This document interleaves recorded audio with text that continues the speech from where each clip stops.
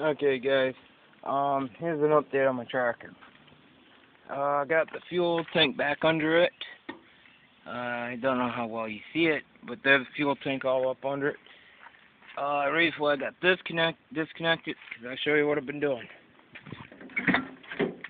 I have the dash all ripped out of here. Just did a complete wire harness change, and it was type of a nightmare. But I just did a whole complete wire harness changeover. Here's more of it. I did get a set of rock arms for it, right there. Used, but they'll still work for this mileage of the motor. Now I know some of you guys asked how you take them out. Right here, these screws you gotta use a screwdriver impact. Or you hit it on with a hammer, and that's how you take them out. But you gotta take your cam off, take this plate off, then you gotta take all the screws out and you push these rods out, which is kind of a fun nightmare. Alright, the reason why I had to replace the old harness is right in here. This main loom right here goes to my coil and niter. I believe this is a niter up here. Coil and niter, I believe. And then a few other things. But this harness was cut on the other harness I had. And then I ended up getting a 91, which was a True Blood automatic, which this is the automatic. And it has this plug, which I found a relay for it. This green plug. It's for the automatic transmission. This transmission I didn't know, and pretty much was kind of interesting to me. This transmission has a lock-in torque converter, TCC. Yeah. So basically, that's what I've been doing, and I got a new plug for this, for my distributor. I'll show you. And here's my old front end, steering linkage and crap. I had to replace.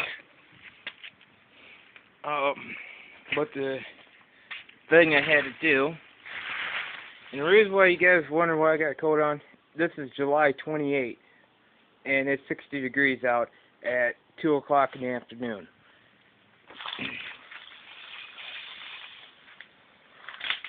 Here's the nightmare of the wiring harness. Here's the ignition coil trap. See this? You don't do this to a freaking tracker. You do not cut wires and expect them to be safe. I have soldered these. I have done a lot of work to this, and I gave it up. So yeah, here's the 90. This was the 94 harness. And when we got out of junkyard, this is a half-breed automatic, which it wasn't True Blood automatic. Here's why I said that. You can see, that's your clutch. That's your clutch safety. There's no other wires on this harness. It's for the automatic. This is for your brake. Braking clutch. Right here. It's your braking clutch. Brake light and clutch. The blue one's your clutch safety, and the white one's your brake. Okay? Where's the rest of it? That ain't your automatics take a 4-pin brake connector. I'll show you that in a second. I'm gonna grab my ladder. I gotta go way up in the sky. Go way up here.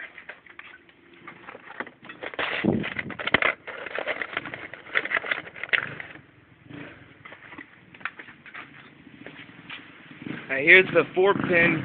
This came out of the 96 4-pin brake switch. Okay? Something's wrong here. This and that doesn't make 2 out of 2.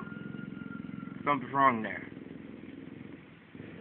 So that basically tells you there's something different. Now with the automatic harness compared to a stand shift, an automatic harness doesn't have this. It relies on the neutral safety of the transmission. That's why you have this harness. Okay. The neutral safety runs off from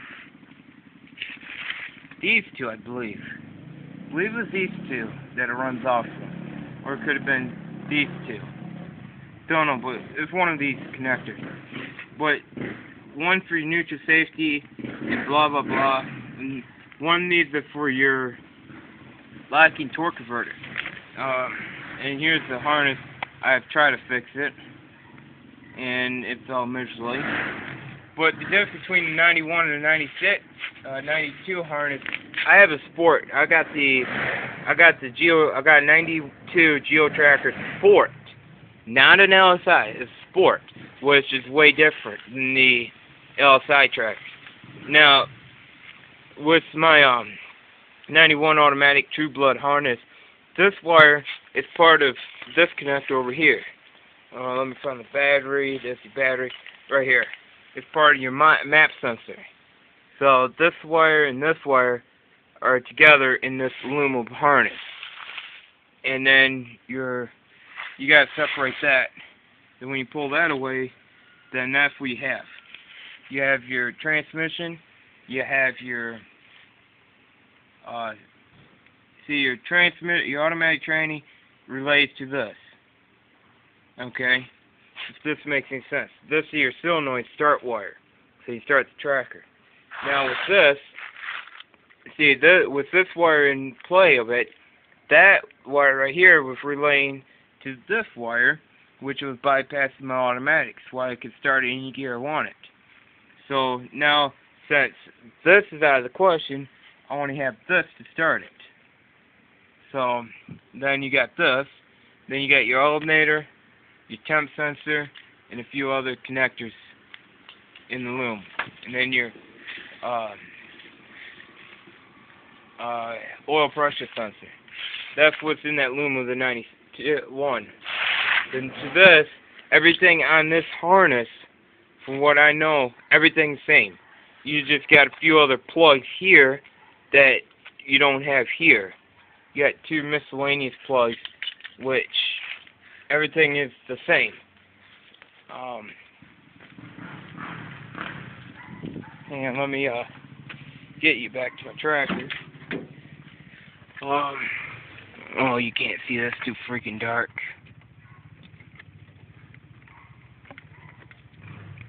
Yeah, but yeah, everything else works.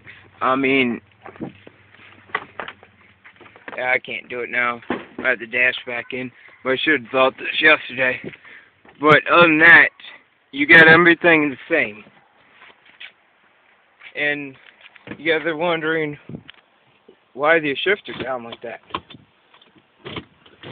Reason why, there's a linkage right down here, like a cable that hooks to your key. I have a stand shift key still in here. This is stand shift key, and I'm not changing this out. I think it's kind of gay. But I'll show you if you guys can hear this. You'll hear a click.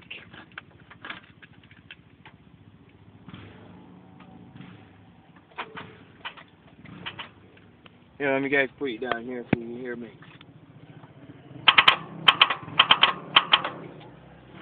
Alright, now you heard that, right? Let me drop this into drive. See, there's your neutral, there's your drive. Now, listen to this again.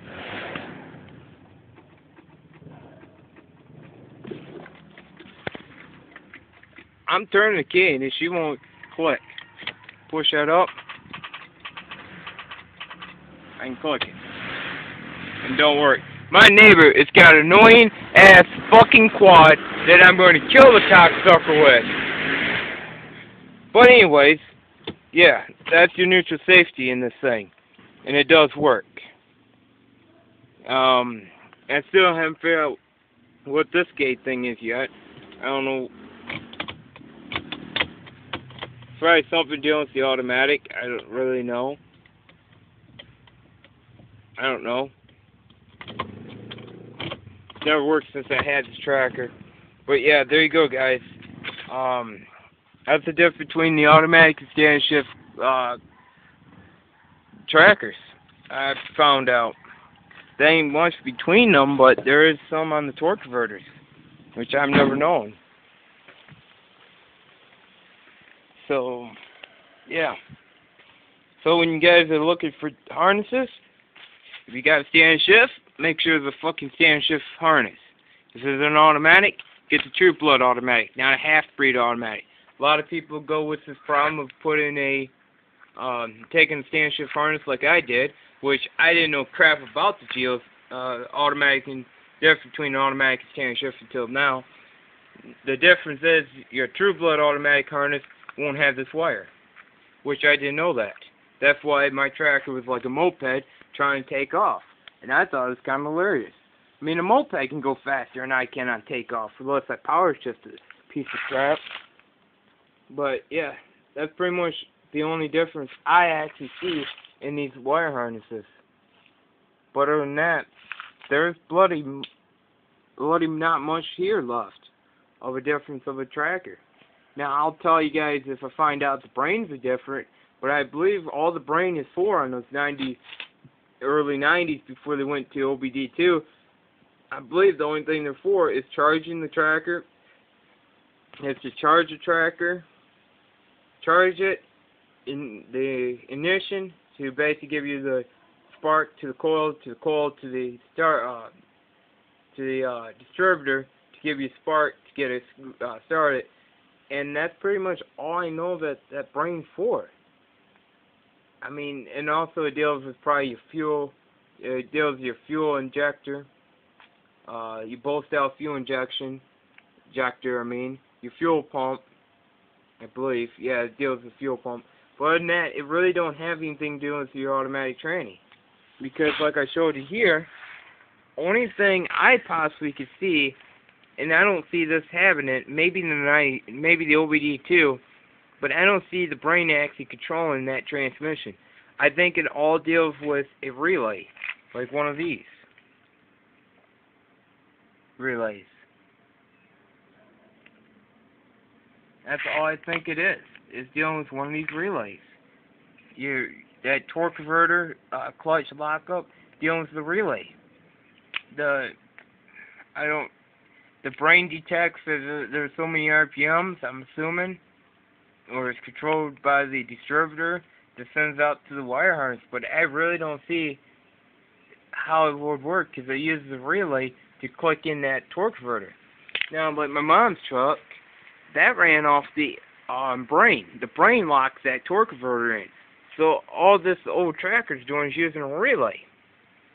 That's all I see it actually doing. It's using a relay to relay power to it, and then relaying onto the other side of the relay, sending power to one of these plugs to lock in the torque converter so you can keep it at 55 or get up to speed quicker. That's all I really see a relay doing. I don't see the brain actually doing anything different. Now, if you guys can tell me, it'd be nice to know a difference, but I don't see anything different with an OBD1 brain, except for it's dealing with the ignition system. And when I'm talking about the ignition system, I'm talking about your octave sensor, your igniter, and a few other things that dealing with this in this loom here. But other than that, nothing's making any sense to me. And your map sensor, where my map sensor wire went, and this right here, your map sensor and your distributor wire. That's all I really see it dealing with. And maybe a few other sensors, but most of the sensors are relays in this first gen tracker. I'm not going to get into the up-to-date tracker, but I don't honestly see a brain actually do anything different. Now, you guys might tell me something different. The Zuki forum might tell me something different. But that brain does not seem like it can control that tranny. That tranny's old school. It's like my 82 Bonneville. Right there. It's like that 82 Bonneville. That brain has nothing to do with that transmission. I mean, all that brain's to do is to run my electronic distributor. That's all that brain is. I can pull it out and still start it up and still drive it down the freaking road. because it uses vacuum. These old tractors, even the 96 I noticed, right here it is, it uses this relay, this valve for the tracker. It uses it to shift it in and out of gear. So this little vacuum guy right here goes down to, has a hose hook to it, goes down to a vacuum diagram, which that shifts it from first, second, and third. Without this, you ain't going to move the tracker. Because I drove that tracker for, God, a year without the brain shifting it. And the only problem I had throughout the year is as slow as a moped. A moped could get quicker than me. But, yeah, just one more thing before I close this up today. Yeah, I got another radiator too. And this one's an automatic. This came out at 91 too. This how you know if it's True Blood automatic. Because it's by this radiator. If you don't see that, that means it ain't True Blood. It means somebody put it in.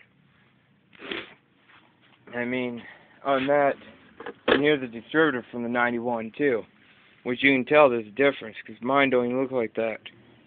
But yeah, I got the distributor and everything for that, and a lot of goodies to it. But other than that, here's some more relays. Here's another relay. Here's your fuel pump relay.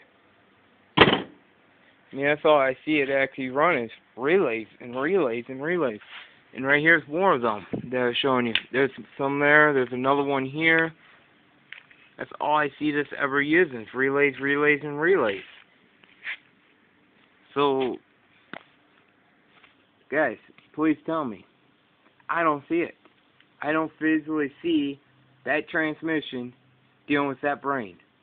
That brain has nothing to do with that freaking transmission. And I'm telling you guys, that brain has nothing to do with that transmission. It's all dealing with relays. Then OBD1 is the most ignorant OBD system out there. It's a stupid, moronic system. So I do not see how that brain is running that transmission. I'll be shocked if it does control that transmission.